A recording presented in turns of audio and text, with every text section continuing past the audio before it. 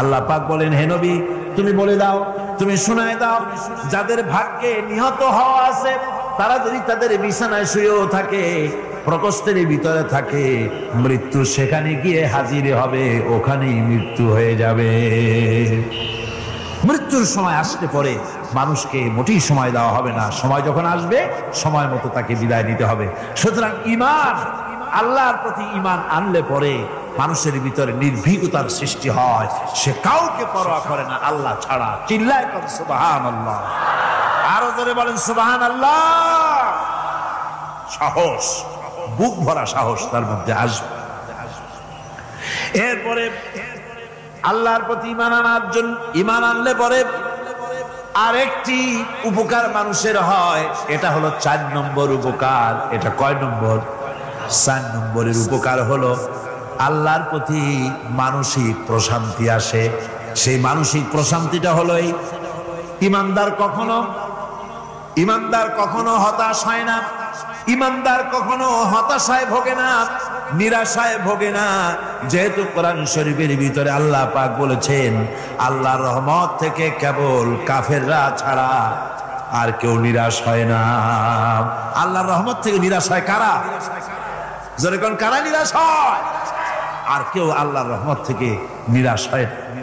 সুতরাং আল্লাহর প্রতি এই আশা, ভরসা, আল্লাহর প্রতি এ ধরনের একটি প্রশান্তি মনের মধ্যে থাকে, সে হতাশ হয়। কারণ আল্লাহর প্রতি ঈমান আশায় তার বুক বেঁধে দেয়। আল্লাহ পাক কোরআনে কারীমের মধ্যে বলেছেন, আল্লাযী খালাকানি ফাহুয়া ইয়াহদিন।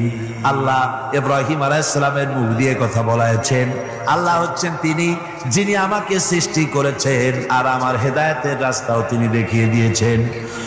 ওয়াল্লাযী হুয়া ইউতঈমুনি ওয়া ইয়াসকিন। আর আমি যখন ক্ষুধার্ত হই তিনি আমারে খাওয়ান, আর আমি যখন তৃষ্ণার্ত হই তিনি আমারে পান করান। কে খাওয়ান? কে খাওয়ান আর পান করান কে? আল্লাহ পাক বলেন, ওয়াইদা মারিতু ফাহুয়া ইয়াশফিন। ইব্রাহিম আলাইহিস সালামকে দিয়ে আল্লাহ এই কথাও বলালেন, আমি যখন অসুস্থ হই আমারে রোগ মুক্ত কে করে দেয়? বলেন না, কে করে দেয়? আল্লাহ রাব্বুল আলামিন রোগ মুক্ত করে দেন।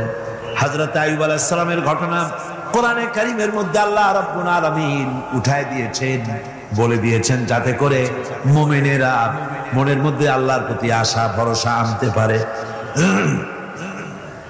রোগ হয়েছে হযরত আইয়ুব আলাইহিস সালামের, এত অসুখ, অসুখে রোগে শোকে আত্মীয় স্বজন স্ত্রী পুত্র পরিজন সব তারে ছেড়ে গেল, গায়ে পোকা হয়ে গিয়েছে। 1 বছর 2 বছর নয়, বছরের পর বছর ধরে রোগাক্রান্ত অবস্থায় আইয়ুব আলাইহিস সালাম আছেন। এবার সমস্ত শরীর ছেড়ে জিহ্বার মধ্যে পোকা হওয়া শুরু হয়ে গেছে।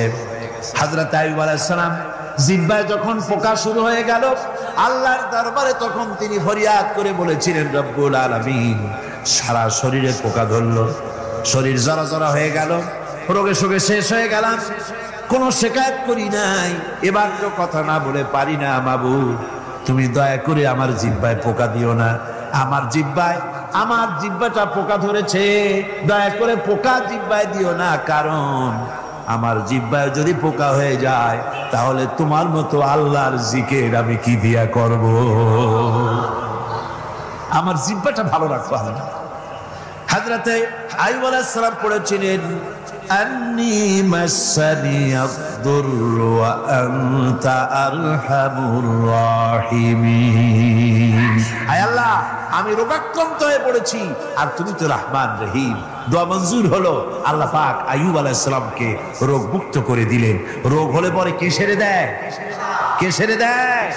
আল্লাহর প্রতি এই আশা, এই ভরসা, এই চিন্তা থাকতে হবে। আল্লাহ পাক বলেন, যখন আইয়ুব আমার কাছে দোয়া করলো আমিও জবাব দিয়া দিলাম। কোন সুবহানাল্লাহ।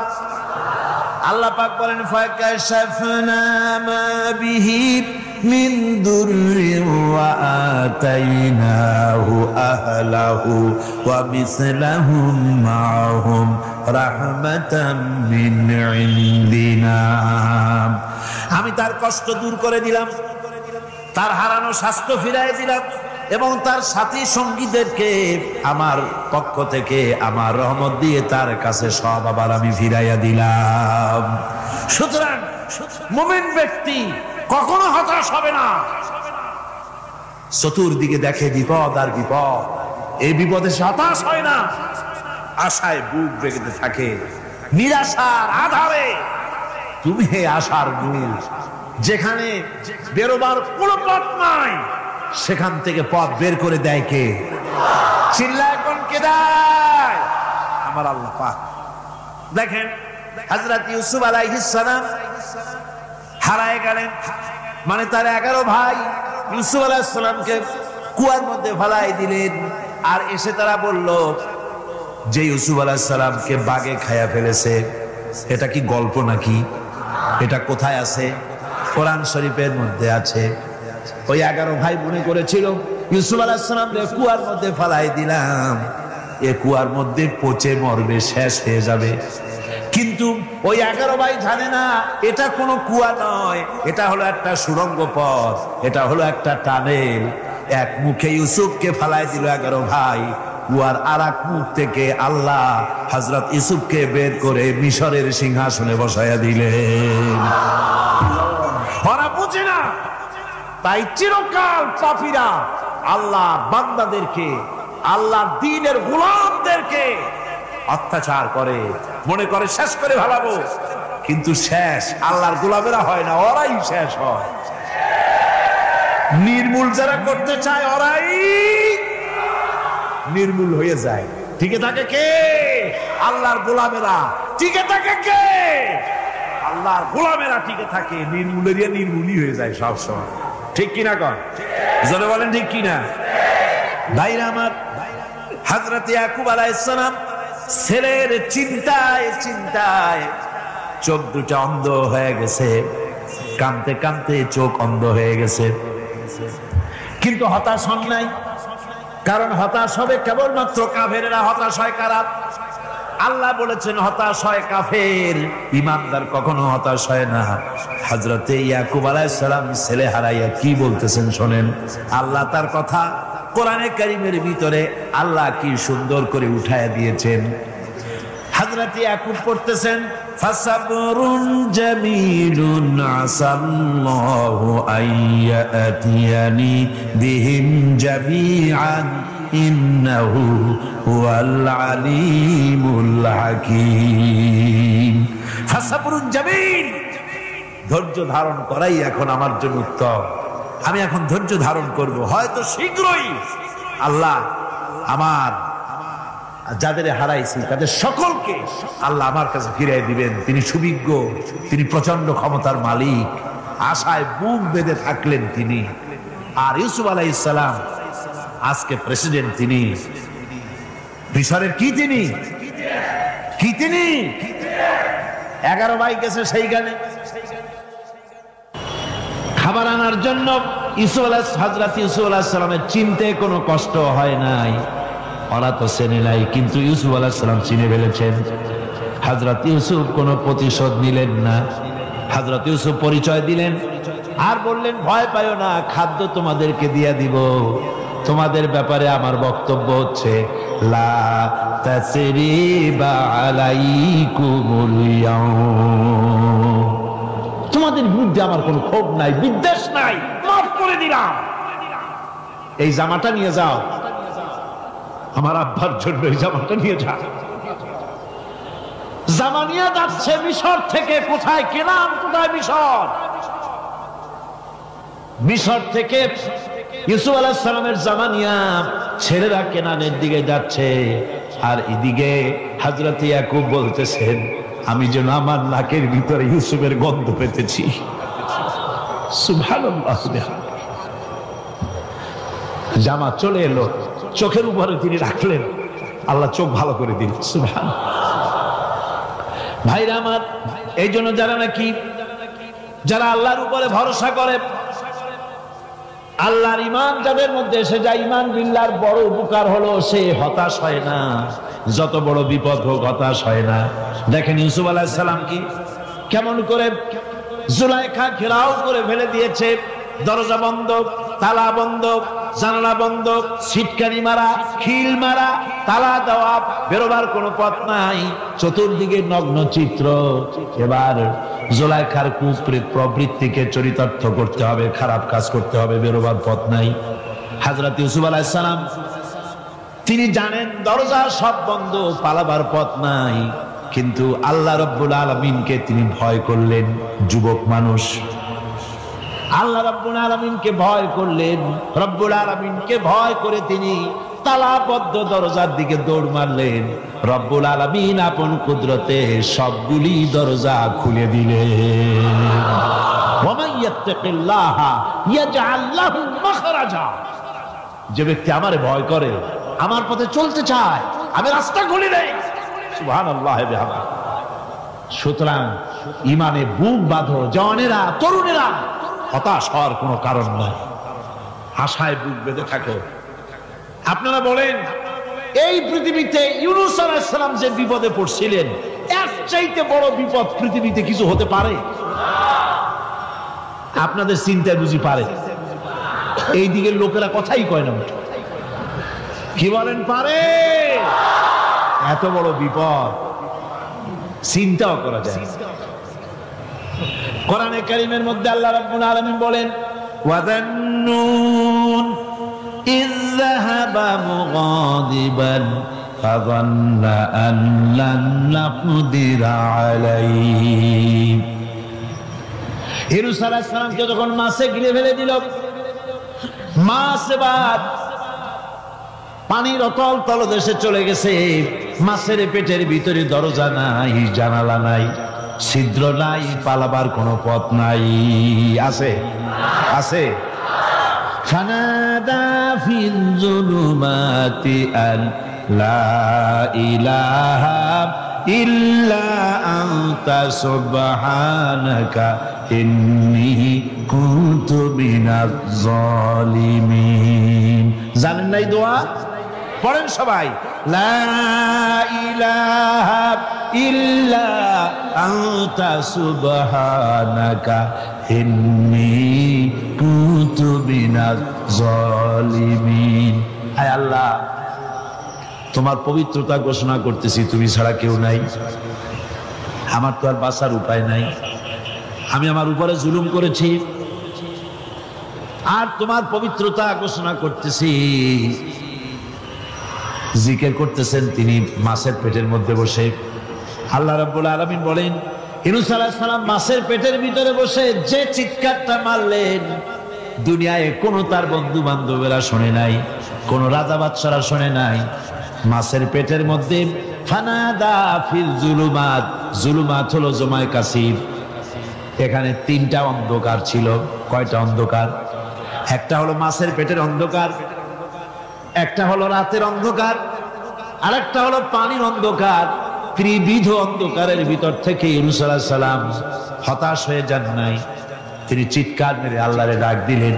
আল্লাহ কয়, আমি ডাক শুনছি, কেউ তোমার ডাক শোনে নাই, আমি তোমার আরশের মালিক, আমি আল্লাহ শুনতে পেয়েছি। শুধু শুনি নাই, জবাব দিয়া দিলাম। ফাস্তাজাবনা লাহু ওয়া নাজ্জাইনাহু মিনাল গাম্মি ওয়া কাযালিকা নুজিল মুমিনিন।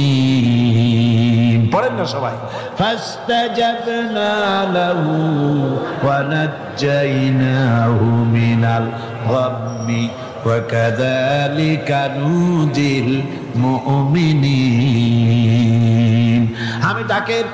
আমি আল্লাহ পাক বলেন, আমি ইউনূসের ডাক শুনলাম, ডাকের জবাব দিয়া দিলাম, আর মাছের পেটের ভিতরে বেদনার সৃষ্টি করে দিলাম। মাছ এবার ভেসে উঠলো। মাছের আর এখন কোন উপায় নাই বমি করা ছাড়া। মাছ কেনারায় চলে এলো, ইউনূসকে বমি করে ফেলে দিল। আল্লাহ কয়, শোনো দুনিয়ার মানুষেরা, শুধু ইউনূস আলাইহিস সালামকে নয়, ওয়া কাযালিকা, এইভাবে করে আমার মুমিন বান্দারা যদি বিপদে পড়ে আর আমারে ডাকে, আমি রব্বুল আলামিন এইরকম বিপদ দিয়া বাঁচায়া দেব। বিপদ থেকে বাঁচাবেন কে?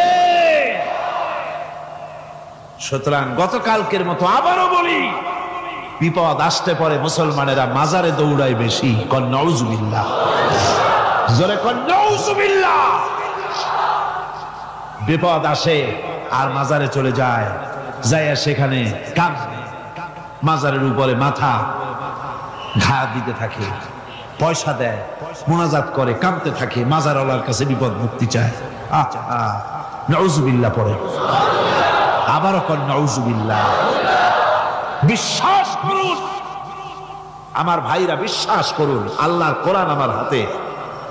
মাজারওয়ালার কাছে কামলে পড়ে ওই মাজারে যিনি শুয়ে আছেন, আল্লাহর কসম তার কোনো ক্ষমতা নাই আপনাকে বিপদ থেকে বাঁচাতে পারে। আছে ক্ষমতা? জোরে বলেন আছে। বিপদ থেকে বাঁচাবে কে? কে বাঁচাবে? আল্লাহ। আপনারা টাকা দেন আর ওই টাকাগুলি ওইখানে মাজারে বৈশা জনমের খাওয়া খায়, মাজারের পাহারাদার এক শ্রেণীর পান্ডারা। টাকাগুলা মাথায় দেখবেন মাজার কেন্দ্র করে লাল লাল চাদর গায়, তারপরে শট, মাথায় জট, দাড়িতে জট, দাড়িতে জট, আর মোষ। হায়রে মোষ! 6টা টর্চ লাইট দিয়েও যদি আপনি খোঁজেন, মুখ তালাশ করে পাবেন না, এত মোষ সমানে কাজা খায় আপনার পয়সা দিয়ে। ধর্মের নামের ব্যবসা করে। যাই দেখেন মাজারগুলো, প্রত্যেকটা মাজারে 5টা 10টা লোক বসা আছে। ঘাট ঘরে বের করে দাও। আর বড় মাজারে বসে আছো কেন? মসজিদে যাও। কোথায় যাবে? কোথায় যাবে? মসজিদে। আল্লাহর থামো, আল্লাহর ওলিদের মাজার ঘেরাও করে রেখে দাও, যত্ন করে রেখে দাও। গরু, ছাগল, ভেড়া, হাবিজাবি কিছু যেন যেতে না পারে, যত্ন করে রাখো, সম্মান দিয়ে রাখো। কিন্তু তোমার ওখানে পাহারা দিতে বলছে কি? তুমি ওখানে বসে থাকো কেন? গুড় যেখানে, পিঁপড়া সেখানে। পয়সা দেওয়া বন্ধ করে একটারও পাবেন না ওখানে। ঠিক কিনা কর? সব ধান্দাবাজ পয়সার লোভে ওখানে বসে থাকে, গাঁজা খায়, মদ খায়, নামাজ পড়ে না। আর আপনার টাকা দিয়া খোঁজ নিয়ে দেখেন, মাজারের মুতল্লি যত আছে সব বাসের মালিক, ট্রাকের মালিক, কোটি কোটি টাকার ব্যবসা করে। সুতরাং এগুলি ছাড়েন, এ ধান্দাবাজি বন্ধ করুন। মাজারের সাথে কোনো সম্পর্ক নাই। মুসলমানের সম্পর্ক কেবল মসজিদের সাথে। কিসের সাথে? মসজিদের সাথে সম্পর্ক গড়ে। আমার বন্ধুগণ, বিপদ আসলে পরে কবরের কাছে যাওয়া নয়, বিপদ আসলে পরে মসজিদে যান, 2 রাকাত কাজায়ে হাজাতের নামাজ পড়েন। রাসূলুল্লাহ পড়েছেন, কাজায়ে হাজাতের নামাজ পড়েন, সেজদায় পড়ে গিয়ে আল্লাহর কাছে কাঁদেন, আপনার বিপদ আল্লাহ রব্বুল আলামিন দূর করে দিবেন। আরে এমন আল্লাহরে ছুঁয়া কি যে বলবো, মানুষের যে কি হইছে। আমি সিলেটে দেখেছি শাহজালাল রহমতুল্লাহ আলাইহি, আল্লাহর ওলি, শাহ আমানত আল্লাহর ওলি, শাহ মাখদুম আল্লাহর ওলি।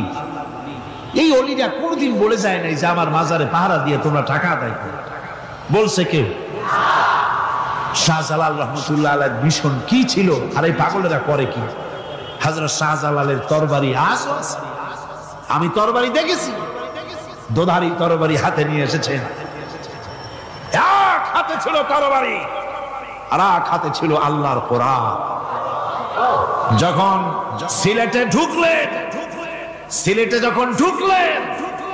গৌর গোবিন্দ তার সব কিছু, তিনি আজান দেওয়ালেন। আজান শোনা মাত্র মূর্তিগুলো কাঁপতে লাগলো। গৌর গোবিন্দের কলজার গলার কাছে চলে আসছে, জিজ্ঞেস করছে ব্যাপারটা কি, এরকম হচ্ছে কেন? জ্যোতিষীরা বলল যবন এসেছে, ম্লেচ্ছ এসেছে, আর উপায় না। শাহজালাল রহমতুল্লাহ আলাইহি তিনি বসলেন গেটের কাছে, এবার সব পালাচ্ছে। গৌর গোবিন্দ বলল সাপুরিয়াদের ডেকে যে আমারে একটা বাক্সের মধ্যে ভরিয়া সাপ বলে চালাই দি, আমি সামনে পড়তে চাই না। ভয়তে কলজা গলার কাছে চলে আসছে শুধু আজান শুনে। এরপরে লোক সব চলে যাচ্ছে, উনি দেখতেছেন যাও যাও যাচ্ছে সব। তারপরে ঝুড়িতে করে যাচ্ছে সাপুরিয়ারা, তোমাদের মধ্যে কি সাপ, যাও যাও যাও। এরপরে বড় একটা বাক্স, ওইটার মধ্যে কি, কাজে হুজুর আমরা সাপ খেলা দেখি, এর মধ্যে সাপ, নামাও আমি সাপ খেলা দেখবো, নামাও। এরপরে বাক্স খুলছে, দেখে যে আসল সাপ বাইর হয়েছে। গৌর গোবিন্দ বলল যে আমার রাজত্ব ছেড়ে দিলাম, আমারে জানে বাঁচা। শাহজালাল রহমতুল্লাহ আলাইহি বললেন আমি তো মারতে আসি নাই, আমি তো হত্যাকাণ্ড করতে আসিনি, আল্লাহর দ্বীনকে নিয়ে এসেছি। তিনি ক্ষমা করে দিলেন। সেই শাহজালাল রহমতুল্লাহ আলাইহির মাজারে লোকেরা বিভিন্ন জায়গা দিয়ে যায়, বাস ভরে ভরে যায়, যাইয়া চাদরের উপরে যাইয়া মাথা ঘা দিতে থাকে আর কাঁদতে থাকে। কতগুলো গজাল মাছ আছে, বিরাট বিরাট গজাল, গায়ে সাদলা পড়ে গেছে, দেখলে মনে হয় যেন রিটায়ার্ড অফিসার, এরকম মোটা। ওগুলারে মুড়ি খাওয়া, কলজা খাওয়া। একটা কুয়া আছে, পানি এত পচা, কয় যে এইটার আর এক মুখ হলো জমজমের সাথে মিশানো। নাউজুবিল্লাহ। হায়রে মানুষ, মুসলমানের আকীদা হয় এত খারাপ, আকীদা বদতর হয়ে যাচ্ছে। এগুলি ধর্মের নামের ব্যবসা, এগুলি জোরে বলেন কি? এই ব্যবসা বন্ধ করতে হবে, এই ব্যবসা বন্ধ করতে হবে। এরা ধর্মের নামের লুটেরা, চাদর দিয়ে, আগরবাতি দিয়ে, মোমবাতি দিয়ে, সেজদা দিয়ে মুশরিক হয়ে যাচ্ছে, ইসলাম থেকে খারিজ হয়ে যাচ্ছে। আমার কাছে রিপোর্ট এসেছে প্রচন্ড ভিড়ে মানুষের কষ্ট হচ্ছে, তো কি করা যাবে? আমি বললাম ভিড়, আর আপনারা যদি ভিড় দেখতে চান তাহলে তো সব লোক দাঁড়ায় যাবে, আপনাদের তো দেখার দরকার নেই। একটু চেপে চেপে বসেন আর জোরে সোরে জিকির করেন লা ইলাহা ইল্লাল্লাহ, লা ইলাহা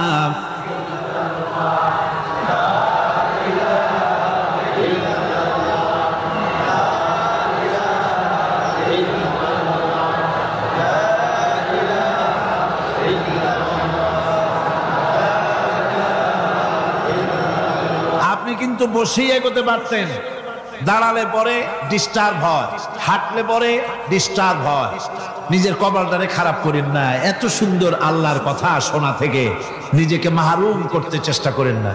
নিজেও শোনেন, অপরকেও শুনতে দেন। বসেন, মাজা ব্যথা করবে না, আল্লাহ মাজা ব্যথা ভালো বানায় দেবে যত সময় বসবেন। কোন আলহামদুলিল্লাহ। আপনারা বসছেন যে জায়গাটায়, এটা বেহেশতের টুকরা। এটা কি? এটা প্যারেড ময়দান নয়। মাজালিসুল ইলম হিয়া রাওযাতুম মিন রিয়াদিল জান্নাহ। হযরত আলী বলেছেন, যেখানে ইলম চর্চা হয়, কোরআন আলোচনা হয়, হাদিস আলোচনা হয়, সেটা কোনো সাধারণ জায়গা না, সেটা জান্নাতের টুকরা হয়ে যায়। জোরে বলেন সুবহানাল্লাহ। কাজে বেহেশত থেকে শয়তানের জন্য বাইর করিয়া না দেয়, সতর্ক থাকেন। শয়তান কি চায় যে আপনি সারাক্ষণ শোনেন? কি কোন চায়? চায় না। শয়তানের খপ্পরে পড়ে না, বসেন আর শোনেন। ঈমানদার যখন বিপদে জর্জরিত হতে থাকে তখন সে ভেঙে পড়ে না, তখন অন্ধকারে, বিপদের অন্ধকার বিদীর্ণ করে আলোর এক প্রভা তার চোখের সামনে উদ্ভাসিত হয়ে ওঠে। সেটা কি? সেটা হলো আল্লাহ রাব্বুল আলামিনের বাণী, ফাইন্না মাআল উসরি ইউসরান, ইন্না মাআল উসরি ইউসরা। আল্লাহ পাক বলেন, জেনে রাখো, দুঃখ এবং কষ্টের সাথে রয়েছে সুযোগ আর সুবিধা, আর অসচ্ছলতার সাথে রয়েছে উদার সচ্ছলতা। জোরে কোন সুবহানাল্লাহ। কাজে ভয় পাওয়ার কারণ নাই, হতাশ হওয়ার কারণ নাই। মন আশায় বুক বেঁধে রাখো। গুনাহ করেছ, হতাশ হয় না। যুবকদের গুনাহ করা স্বাভাবিক। ইউনিভার্সিটির ছাত্র, কলেজের ছাত্র, প্রফেসর, শিক্ষক, অফিসার ঘুষ খেয়েছেন, জিনা করা হয়েছে, মদ খাওয়া হয়েছে, মিথ্যা কথা বলা হয়েছে, যাই কিছু করেন না কেন ভয় পাওয়ার কারণ নাই, নিরাশ হওয়ার কোনো দরকার নাই। আল্লাহ পাক ডেকে বলেছেন, কুল ইয়া ইবাদিয়াল্লাযীনা আসরাফু আলা আনফুসিহিম লা তাকনাতু মির রাহমাতিল্লাহ। আরে আমার আল্লাহর মতো এত ভালো আর কেউ আছে? এত দরদ আর কারো আছে? আমার আল্লাহ বলেন, ও নবী আপনি শুনায় দেন, হে আল্লাহর বান্দারা, তোমরা যারা নিজেদের উপরে বাড়াবাড়ি করেছো, নিজেদের উপরে জুলুম করেছো, অত্যাচার করেছো, আমি আল্লাহর রহমত থেকে নিরাশ হয়ে যেও না। মানুষ যদি অপরাধ করে, বাপের সাথে অপরাধ করেছে, মায়ের সাথে অপরাধ করেছে, মা বাবা সন্তানের চাইতে এত বড় কল্যাণকামী তো আর কেউ নাই, কিন্তু মা বাবা কোনোদিন বলে না আয় আমার ছেলে তোরে মাফ করে দেই, এরকম বলে নাকি? মন চায় ছেলে যদি মাপ চাইতো খুশি হয়ে মাফ করে দিতাম, কিন্তু কেন যে আসে না, ডাকে না যে আয় মাফ করে দেই। মা বাপ আপনাকে এত ভালোবাসে, সেই মা বাপও আপনাকে বলে না যে আয় মাফ করে দেই। আমার আল্লাহ হচ্ছেন এমন আল্লাহ, আল্লাহ রাব্বুল আলামিন ডাকেন, এ বান্দা খুন করেছিস ফিরে আয়, জিনা করেছিস ফিরে আয়, হত্যা করেছিস ফিরে আয়, চুরি করেছিস ফিরে আয়, কুফরি করেছিস ফিরে আয়, সুদ খেয়েছিস, ঘুষ খেয়েছিস, মদ খেয়েছিস ফিরে আয়, এসে আমার দরবারে চোখের পানি ফেল, আমার দরবারে কাঁদাকাটি কর। ইন্নাল্লাহা ইয়াগফিরুয যুনুবা জামিআ ইন্নাহু হুয়াল গফুরুর রহিম। আমার দরবারে চোখের পানি ফেলে কাঁদ, আমি রব্বুল আলামিন জিন্দেগীর গুনাহ মাফ করে দেব। সুবহানাল্লাহ কোন, সুবহানাল্লাহ কোন। আমার কাছে কাঁদ, চোখের পানি ফেল। আল্লাহ রাব্বুল আলামিনের কাছে বান্দার দুইটা ফোঁটা বেশি প্রিয়। একটা হলো জিহাদের ময়দানে যে রক্ত ফোঁটা দেওয়া হয়, এটা আল্লাহর কাছে প্রিয়। আর আল্লাহর ভয়তে গুনার জন্য লজ্জা করে, অনুশোচনা করে বান্দা যখন চোখের পানি ছেড়ে দেয়, আল্লাহর কাছে এটা অত্যন্ত প্রিয়। নবীজি বলেছেন, বান্দা যখন গুনার ভয়তে, আল্লাহর ভয়তে, জাহান্নামের ভয়তে অনুশোচনা করে যখন চোখ দিয়া পানি ছেড়ে দেয়, ওই চোখের পানি নাকের অর্ধেক আসতে না আসতে আল্লাহ রাব্বুল আলামিন বান্দারে মাফ করে দেন। আল্লাহ বরদাস্ত করতে পারেন না যে বান্দা কান্দু।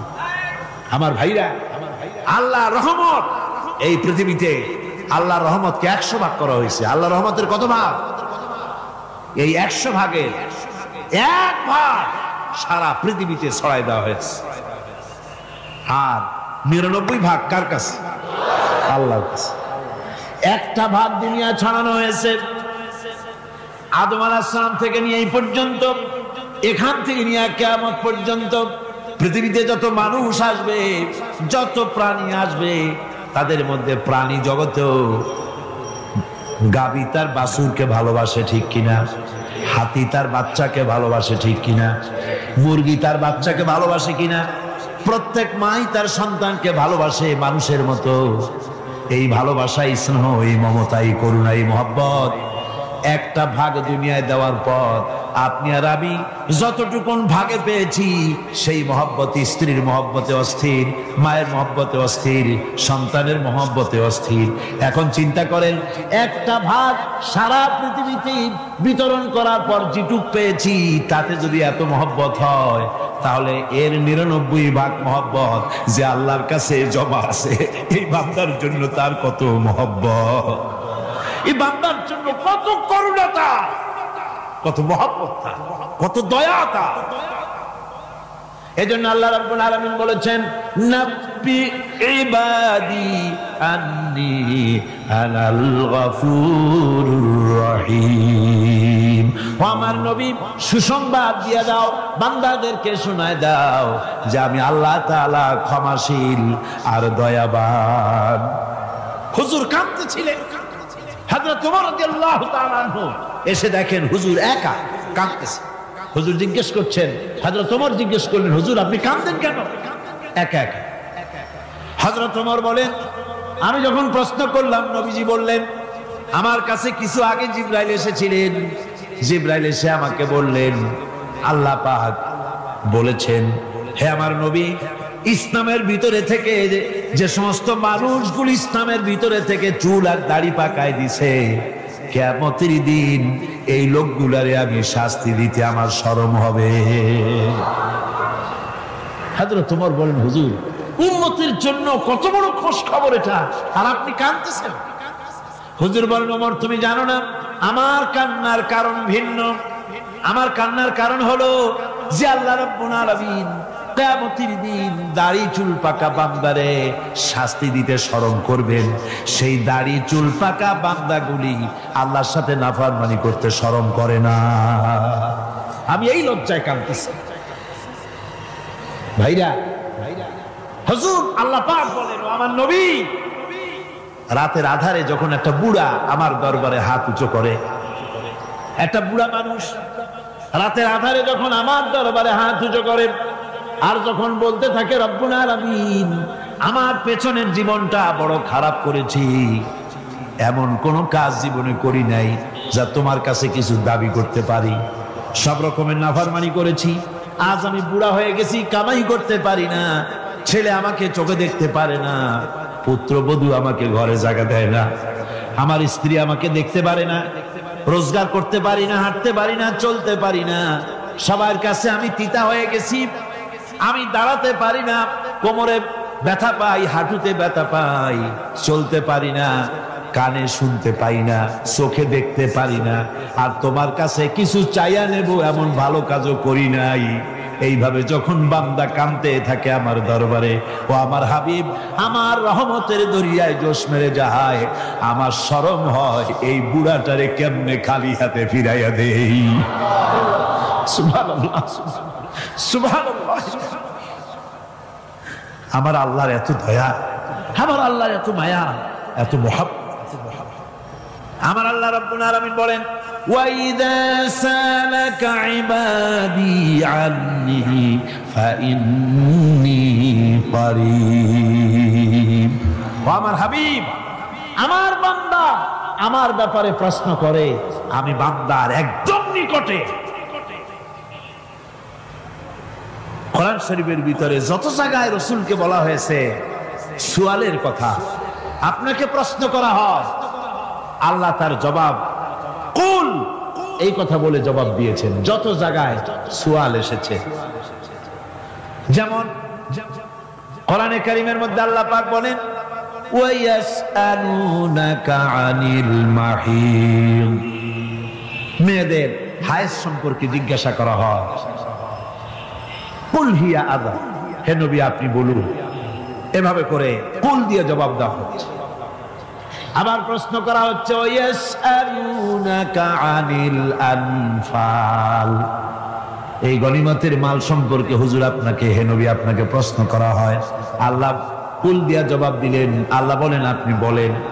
ওয়ায়াসআলুনাকা আনিল খামরি ওয়াল মাইসির, আল্লাহ পাক বলেন নবী আপনারে প্রশ্ন করা হয়, কুল ফীহিমা ইসমুন কাবীর, আল্লাহ কুল দিয়া বললেন তুমি বলো। আবার বলা হলো, ওয়ায়াসআলুনাকা আনিল আহিল্লা কুল হিয়া মাওয়াকিতু লিন্নাস, নবী আপনাকে প্রশ্ন করা হয় চাঁদের ক্রমবর্ধমান এবং ক্রমহ্রাস, এই যে বাড়ে আর কমে, পূর্ণিমা হয় অমাবস্যা হয়, কেন হয় আপনি বলুন। কুল, আপনি বলেন এটা আমি অক্ত এবং সময়, বছর আর দিন গণনা করার জন্য পৃথিবীবাসীদের জন্য বিনা পয়সায় একটা ক্যালেন্ডার বানাইয়া আকাশে ঝুলাই রেখেছি।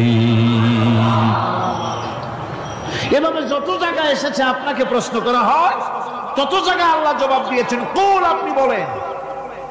গোটা কোরআন শরীফের ভিতরে এই একটি মাত্র জায়গা যেখানে বলা হয়েছে আপনাকে প্রশ্ন করা হয়। আল্লাহ এখানে বলতে পারতেন, কুল, আপনি বলেন, আল্লাহ তোমাদের নিকটবর্তী। এভাবে জবাব হয় না। এটা কায়দাটা হলো এই, আল্লাহ বলতেছেন, ওয়াইজা সালাকা ইবাদি, আমার নবী, প্রশ্ন তো আমার বান্দারা আমার ব্যাপারে করেছে, এবার আপনার জবাবের কোনো দরকার নাই। প্রশ্ন আমার ব্যাপারে, আমি নিজে জবাব দিয়ে দেই। ফা ইন্নী কারীব। ও বান্দা, আমার ব্যাপারে প্রশ্ন করেছিস, জবাব আমি দেই, আমি তোর সবচাইতে বেশি নিকটে। সুবহানাল্লাহ। কত নিকটে? وَنَحْنُ أَقْرَبُ إِلَيْهِ مِنْ حَبْلِ الْوَرِيدِ। তোর যে রব, এই শাহরগের চাইতেও আমি তোর বেশি কাছে। সুবহানাল্লাহ। আমারে ডাক, আমারে ডাক, কলিজা দিয়া ডাক, অন্তর দিয়ে ডাক। মনের থেকে মানুষ যদি ডাকে, মুখের ডাক আর মনের ডাক এক জিনিস নয়। दिल से जुबात निकलती है, असर रखती है, पर नहीं मगर ताकते परवाज रखती है। दिल থেকে যে কথা বেরোয় তা প্রভাব বিস্তার করে, ডানা নাই, কিন্তু ওড়ার ক্ষমতা রাখে। মনের কথাই ভিন্ন। মন থেকে, দিল থেকে, কলিজা থেকে, অন্তরের গভীর কন্দর থেকে মুহাব্বতের সাথে কেউ যদি একবার বলে আল্লাহ, বলেন আল্লাহ, আল্লাহ, আল্লাহ, আল্লাহ রাব্বুল আলামিন বলেন, অন্তরের অন্তঃস্থল থেকে একটি বার যদি বান্দা বলেন আল্লাহ, আল্লাহ বলেন 70 বার সাড়া দিয়া জিজ্ঞেস করি, বান্দা কি চাও, আমি তোমার কাছে আছি। সুবহানাল্লাহ। আমি তোর একদম কাছে, কি চাস বল, বল। এমন দয়াবান, এমন মেহেরবান, এমন আল্লাহ আমাদের। সে আল্লাহ রাব্বুল আলামিন, তিনি বলছেন, وقال ربكم ادعوني استجب لكم। তোমাদের রব বলেছেন, আমারে ডাকো, আমি আল্লাহ ডাকের সাড়া দিয়া দেব। সুবহানাল্লাহ। কারে ডাকতে হবে? কারে ডাকতে হবে? এই বিশাল জনসমুদ্র একটুকু চিল্লা কোন কারে ডাকতে হবে? কোন পীর সাহেবকে নয়, আল্লাহর কসম কোন খাজা বাবাকে নয়। ডাকতে হবে কারে? চিল্লা এখন কারে? ওয়াকালা রাব্বুকুম উদউনি। তোমার রব তোমাকে বলতেছে, আমারে ডাকো, আস্তাজিব লাকুম, আমারে ডাকবে, আমি সাড়া দিয়ে দেব। সুবহানাল্লাহ।